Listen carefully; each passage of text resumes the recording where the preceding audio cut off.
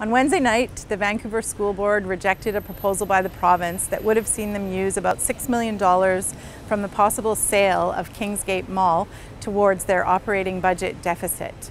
This morning, the province Education Minister Mike Lombardi announced an audit of the board and said the idea to use capital money for operating came from the VSB.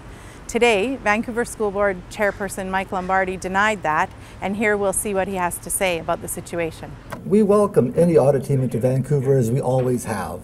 We are very proud of the way we maintain our books. We have an annual audit every year, which we pass with flying colors, and in fact this year, the Auditor General of British Columbia is the VSB's official auditor. So we are going to be having lots of audit information, and we welcome it. Although what I would say is, I would prefer that the thousands of dollars that are going to be spent on this audit would be spent on teaching and learning and kids in Vancouver. Last night, the board made it clear that the proposal does not meet our needs.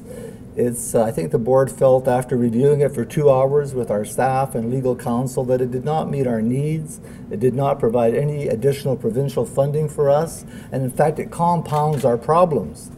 The proposal was that we take potentially up to $6 million out of capital asset proceeds and put them into the operating budget. That's the equivalent of taking out a second mortgage to buy your groceries. You never take capital funds and use them for operating budgets. And the way it would compound our problems is that it's one time, which means we would have to pay it back next year. And as many of you already know, we have a $21.8 million shortfall this year. Our professional staff tell us that our projected shortfall for next year is $15 million.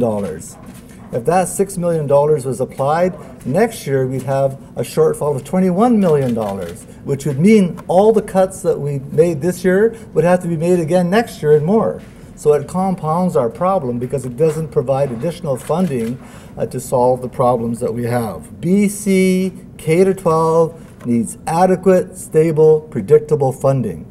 And I would call on the minister to go back to his government and to make the case for why Vancouver and other districts require additional funding. And I'm hoping that he will do that.